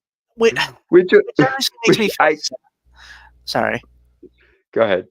I was just gonna say that kind of does make me feel sad because Zack Snyder, for all his flaws, and we've covered his flaws many times on this podcast, Yeah, no, Um, he's got many flaws, but but as a general rule, every time he's allowed to actually produce the movie he wanted to make, it's almost always better than yeah, the edited uh, version. the ag- again, we're if nothing else, even though we think his art is not the best or well made, well, no, it is usually well made. It's just Yeah. uh, Even though he has problems, he has far fewer problems when he's actually allowed to make the movie he wants to make instead again, of the movie that the studios edit to shit. yeah, again, my thing is like it's going to be I'm all for even if it's crap or it's just not as good as people think it was. I'm all for artistic freedom.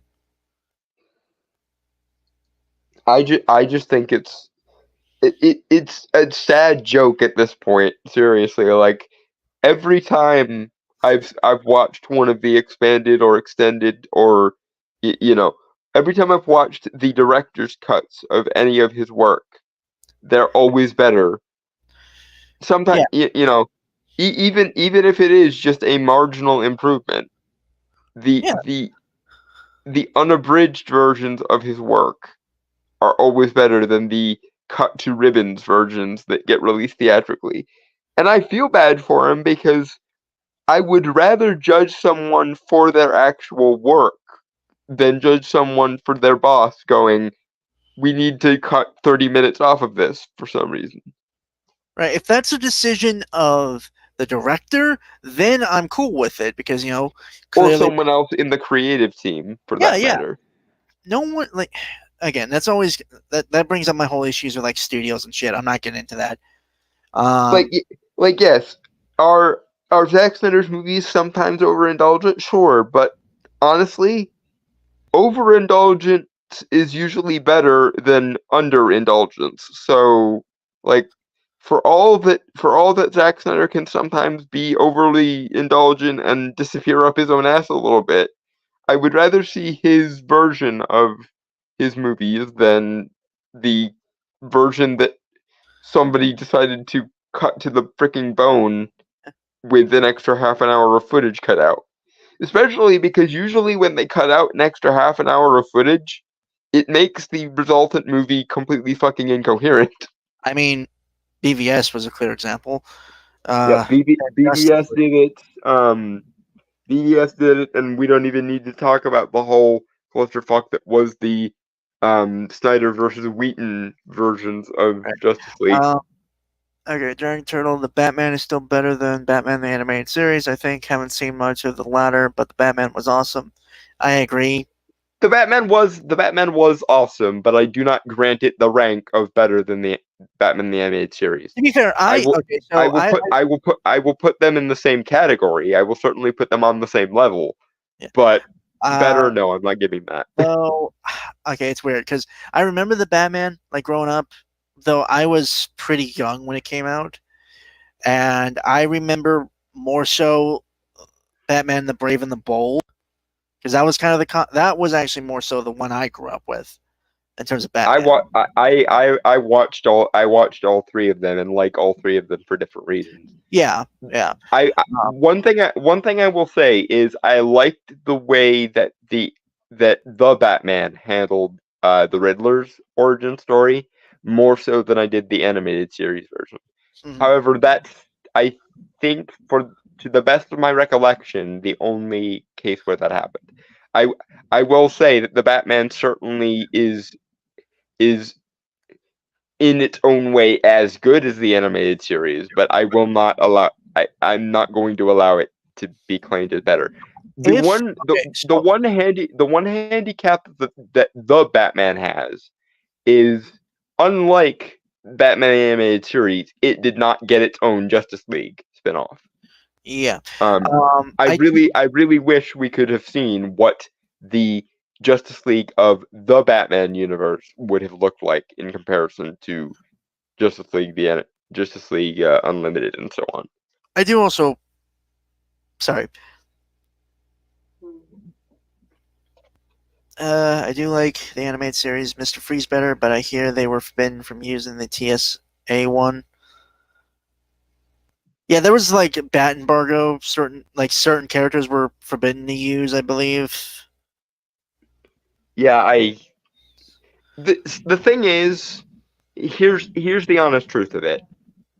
The thing that makes the Batman as unique as the Batman is they were trying to both mimic the animated series and somehow tie it in with the Christopher Nolan movies that were coming out at the time.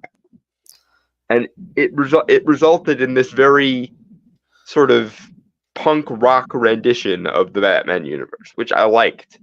But at the same time, because it was trying to serve both of those masters by trying to mimic what was good about the animated series and also somehow tie in the Burton, or not the Burton verse, the Nolan verse. So I'm gonna. Um, Sorry, I was just gonna say I'm gonna say this, and no disrespect to anyone, obviously, but I do think the Batman cartoon was more visually unique than the animated series and the new Batman Adventures and anything else of the DCAU in terms of designs and look.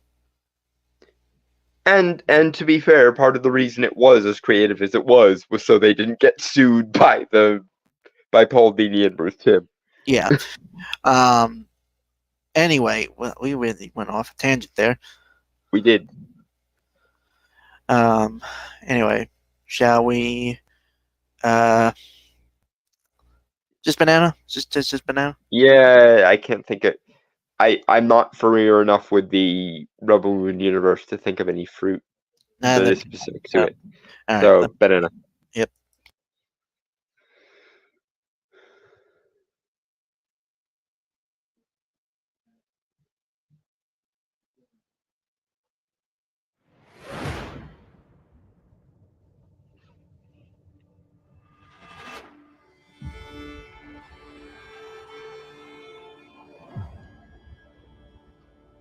Their nightmares us fighting together to defend something we love.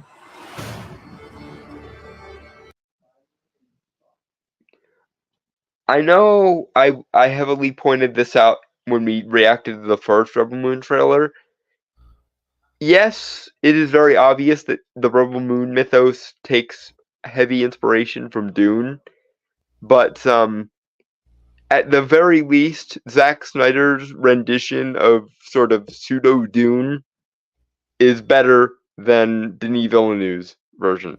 Because Denis Villeneuve, for some reason, deliberately made his version of Arrakis as boring as possible. Right. I was gonna And say that will never make any sense to me. like all the criticisms we have of Zack Snyder. At least it's visually appealing. Yeah, he's very good. He's very good at visuals and translating visuals from other things to a new format. So at the very least, Mr. Snyder, you are kicking Mr. Villeneuve's ass. So I will try to keep my Oi Dune pay attention to what Rebel Moon is doing to a minimum, but it needed to be said anyway.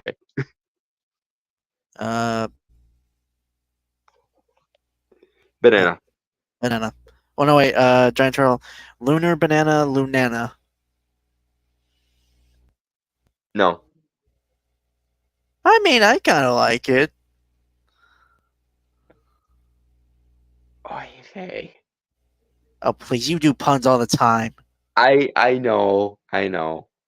so you don't get the bitch. If we must, Lunana. It's either that or Moon Nana. Like literally just Moon Nana. That actually doesn't sound No. better. That doesn't sound better at all. So I think Lunana might work better. Yeah, that's just it's Lunana.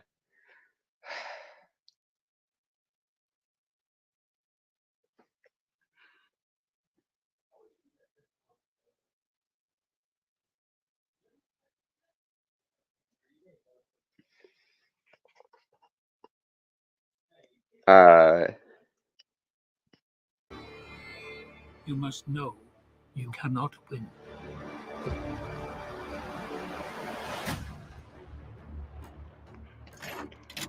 Gather every hunting rifle, every knife, every round of ammunition in the village.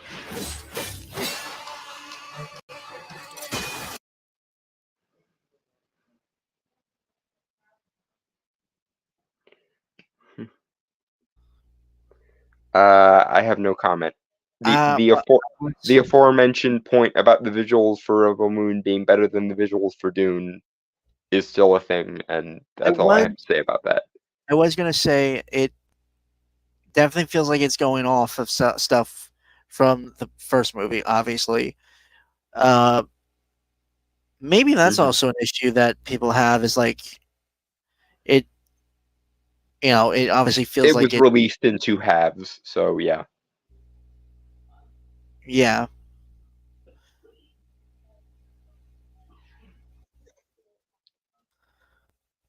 But yeah, this definitely feels like a midpoint for like a story. So, hmm yeah. Yep, the Lunana, classic in media res, yep. Lunana. You hate that, don't you? Hate it so much. I do. I will get you two for this someday.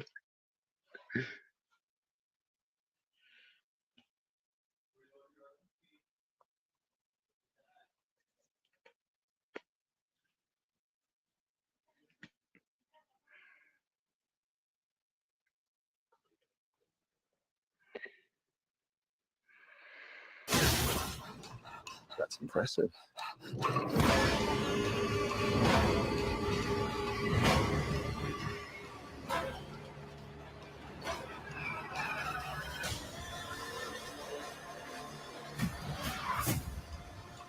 The time has come.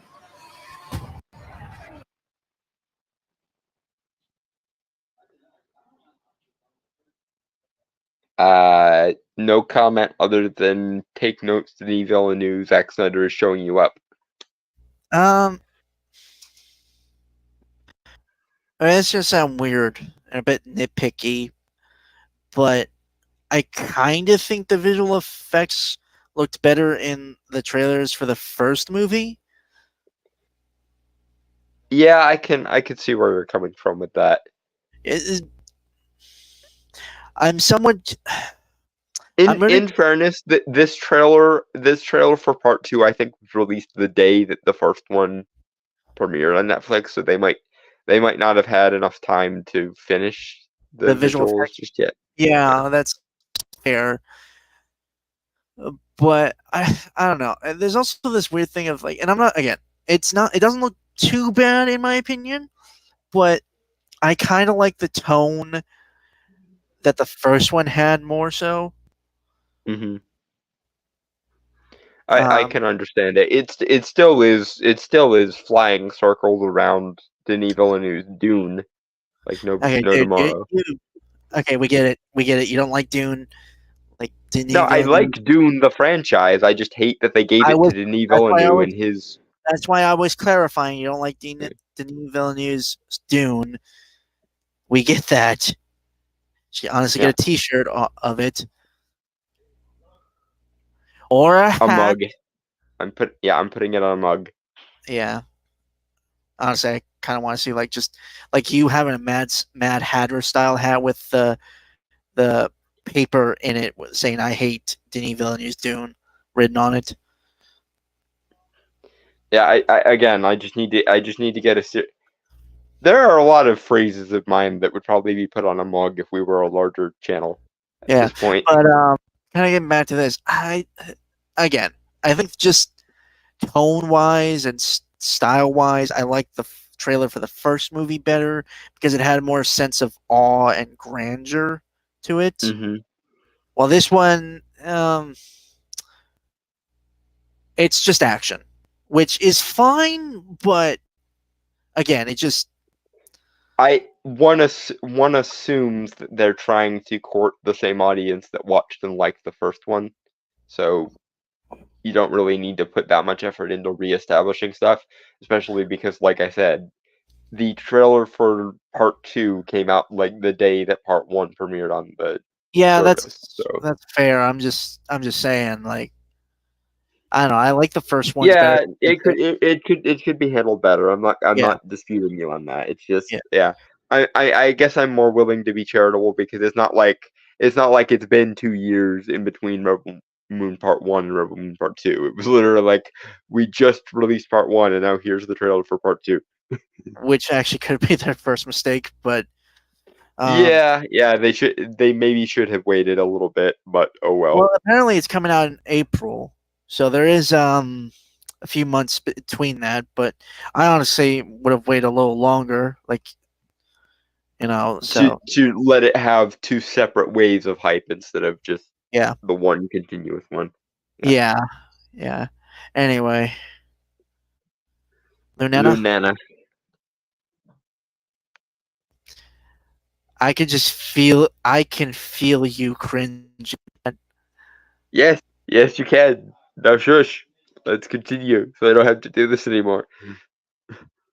For all that you love, show them no mercy.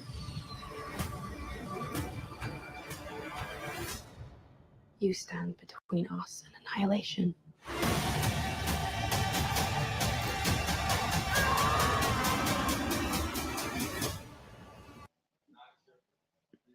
I am curious what the budget on this is, because the budget for like Denis Villeneuve's Dune was like, I want to say around 125 million or so. You know what? I'm not even gonna So- say let it. I'm not gonna say let it go because I know you won't. No, my point is that if this has the same budget as Denis Villeneuve's Dune, then Zack Snyder is using it better. And if it has less budget than Denis Villeneuve's Dune, then what the fuck is Denis Villeneuve's excuse? And the only way that Denis Villeneuve could conceivably get out of this hole that he dug for himself is if this cost like twice what Dune cost or something, which I doubt. Mhm. All right.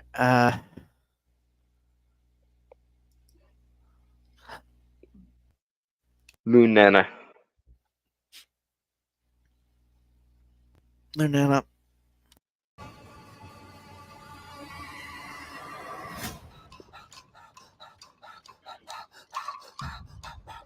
Tell me what we're trying to achieve here. The same thing as the last time we met. I kill you.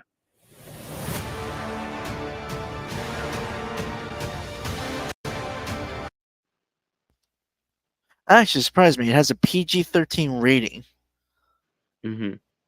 I was just giving Zack Snyder. You just assume. What, you were thinking he was doing an R? Yeah. I don't know. He's done enough movies with PG-13 that it doesn't really surprise me. I mean, Guardians of the Galaxy was PG, I think. Oh, that's right. That was him, wasn't it? Shit. Yeah. Legitimately, I think that's actually the only animated film he's ever done.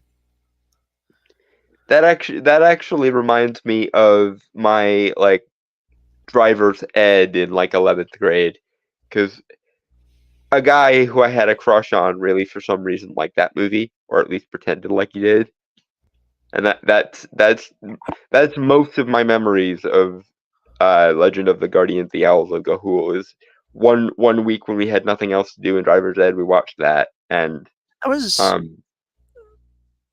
and the guy I had a crush on apparently really liked it, or at least feigned to like it. that was good. Ironically, that movie actually was not ironically, but that was a legitimately good movie. I think. Yeah, it was pretty good. I'm kind of sad it never got a sequel, because if I'm not misremembering, it is based on a series of books that had several sequels that they never did anything with. Yeah. I mean, it did certainly set things up for a sequel at the end of that movie. So. Mm-hmm. Yeah. Maybe Zack Snyder will pitch a Ga'Hoole sequel to Netflix, and then we'll get Also, you know what? Yeah, you're completely right, Dragon Turtle. Denis Villeneuve does live rent free in Dalton's head. I'm sorry, but like Christopher Nolan is bad enough, and then when people try to deliberately rip off Christopher Nolan's style, it pisses me off even more. Is that why you don't like this whole fucking let's deliberately bore the audience, but we'll do it as an aesthetic choice is just really fucking annoying. And Christopher Nolan really started it, and then other directors like Denis Villeneuve and then eventually Chloe Zhao did the same fucking thing, and I just hate it. It's so deliberately art house and pretentious and snobby. Again, that's completely fair. Well, that is the end of our podcast. I